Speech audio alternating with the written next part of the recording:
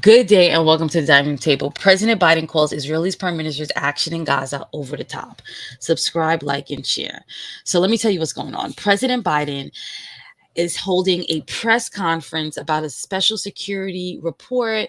He's addressing questions from the media about his memory and his age, and he doesn't normally take questions from the media. He has his press secretary or he has spokespeople who will address the media. When he does address the media, when President Biden is finished, he just walks off. So that is what he's about to do. Now, because the journalists don't get to ask him questions directly often, they are shouting questions at him, and someone from his staff is at the end waiting for him. Well, he stops, and because someone says Prime Minister Netanyahu and Gaza, and to our surprise, he turns around and goes back to the podium and addresses the journalists. Let's listen.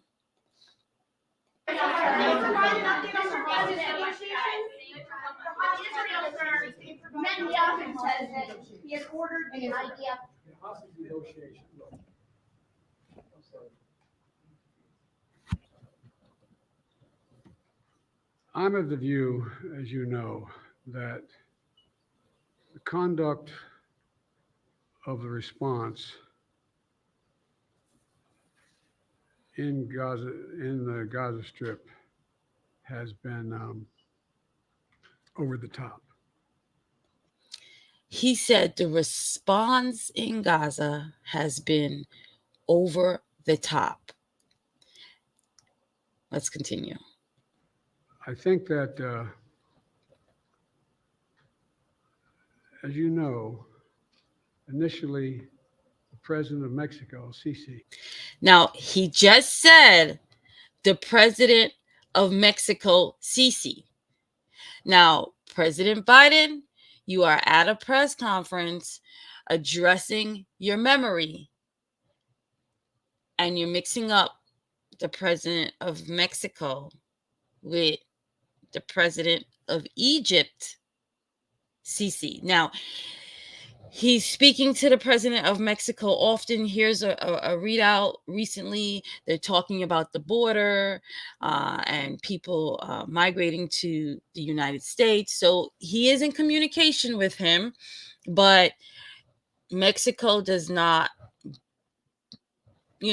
border Gaza. Did not want to open up the gate to allow humanitarian material to get in. I talked. Now, I don't know how the president of Egypt is going to take that, because this is who he met, not the president of Mexico. And they're in communication and they've been talking about humanitarian aid. They've talked about releasing the hostages and communicating with Hamas. They spoke about the Palestinian people not being relocated, being able to keep their land. They also talk about establishing a Palestinian state. Now, President Biden is in a lot of countries. He's United States is dealing with Israel, Palestine, Gaza, and the West Bank, Ukraine, NATO. United States have soldiers in Iraq, Syria, Jordan. We just had soldiers, sadly, who drowned in the Red Sea. The United States is in the Red Sea.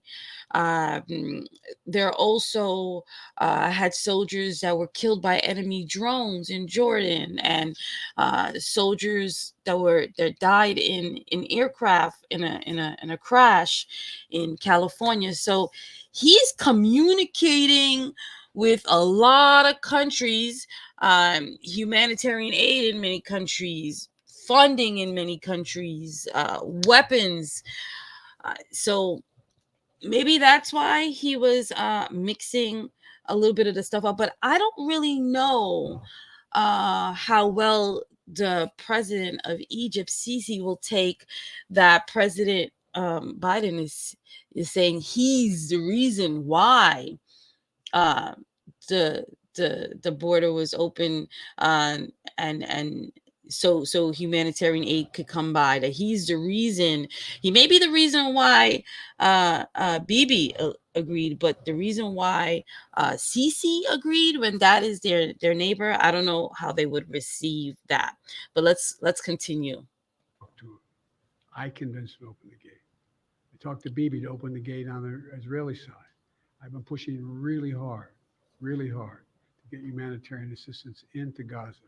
There are a lot of innocent people who are starving, a lot of innocent people who are in trouble and dying. Yes, there are. It's got to stop, number one. Number two, I was also in a position that I'm the guy that made the case that we have to do much more to increase the amount of material going in, including fuel, including other items.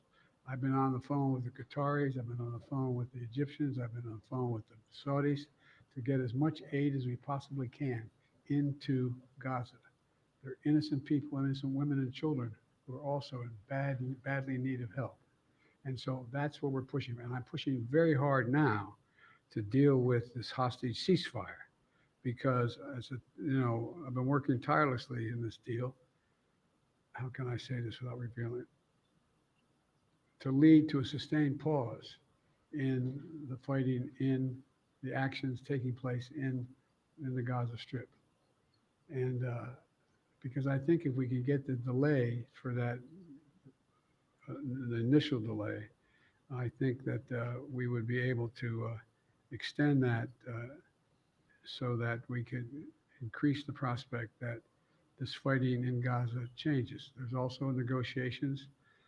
You may recall in the very beginning, right after, right before Hamas attacked, I was in contact with the Saudis and others. Okay, so I'm going to just just let you up to speed on what's happening here, and I'm gonna do a whole nother video on it as well. So Saudi Arabia and the Israeli government were working on peace, and the United States was a big part of that. Uh, since then, the Saudi Arabia government said unless um, there is a Palestinian state, they are not going to discuss peace with Israel. And this is, he's going to be talking about it here, that he thinks that he said he can't say this for sure, for certain, but he thinks Hamas may have known about the peace between the two countries, and that may have been what the reason for doing October 7th. So just listen. Recognize Israel's right to exist, let them make them part of the Middle East, recognize them fully in return for certain things that the United States would commit to do.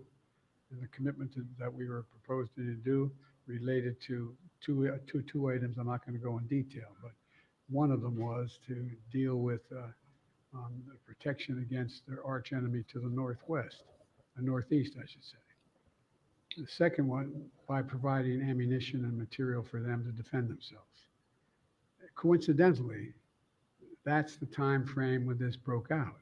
I have no proof what I'm about to say, but it's not unreasonable to suspect that the Hamas understood what was about to take place and wanted to break it up before it happened.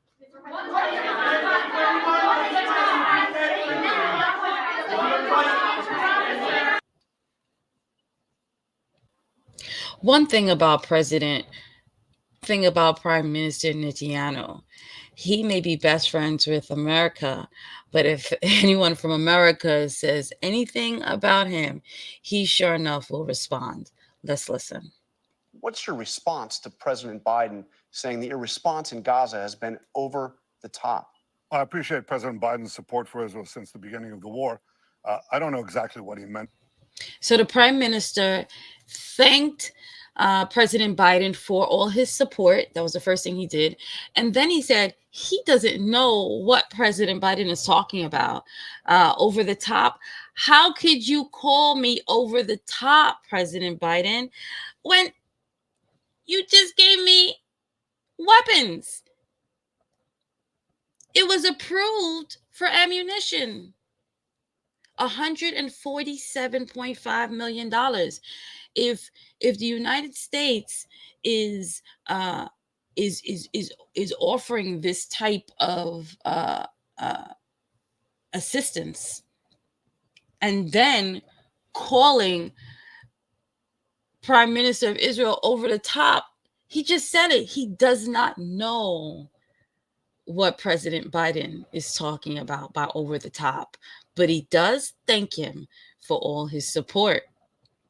So all this back and forth may have caused a little tension, and someone picked up the phone and called the other. And here is the readout from President Biden that says, after his conversation with Prime Minister Netanyahu, because they probably said, Prime Minister Netanyahu probably was like, what are you talking about, Biden?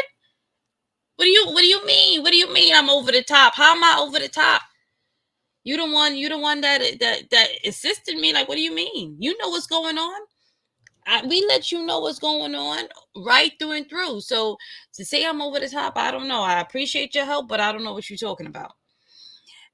And they reaffirmed their shared goal on defeating Hamas.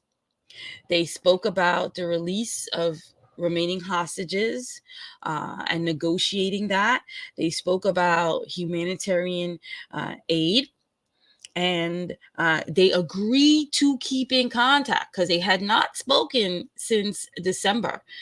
So when they're speaking, they're good. When they stop speaking, I guess they start giving comments to the media, and then it's understood, I guess.